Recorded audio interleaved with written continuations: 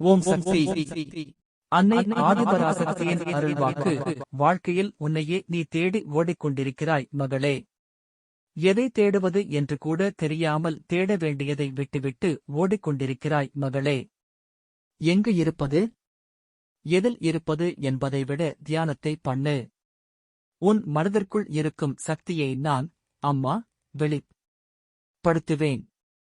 உன் தியானத்தில் கருப்பாக ஒரு உருவம் உன்னை தேடி வரும். உன்னை நீ தேடத் தேட அது உன்னை விரட்ட ஆரம்பிக்கும். அதுவே ஆன்மீகம். மனதிற்குள் இருக்கும் கருப்பு உருவத்தை உன்னை விட்டு விரட்டுவேன் மகளே. உன்னை தேடு. உனக்குள் இருக்கும் சக்தியை தேடு மகளே. அதுவே உன்னை வழி நடத்தும். அதன்படி செய். தொண்டு செய்.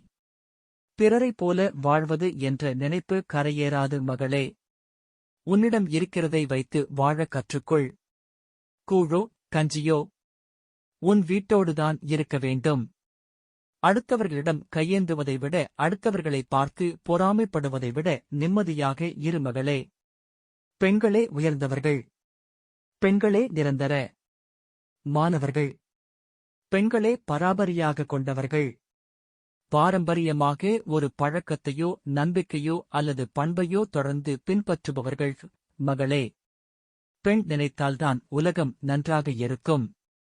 பெண் நினைத்தால்தான் உன் வீடு நன்றாக இருக்கும். பெண் நினைத்தால்தான் வாழ்க்கை எனப்படும் வாழ்க்கையை வாழ முடியும். அதுபோல ஆன்மீகம் என்பது பெண்ணிற்காக உருவாக்கப்பட்டது மகளே. செவ்வாடை தொண்டர்கள், நான் கொடுத்த செவ்வாடையை உபயோகம் செய் மகளே.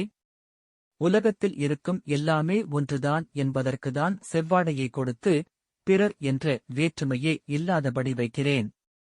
ஆனால் நீ வேற்றுமை, பணம், பாசம் இவற்றை எல்லாம்தான் தேடுகிறாய். பக்தியை தேடுவதில்லை.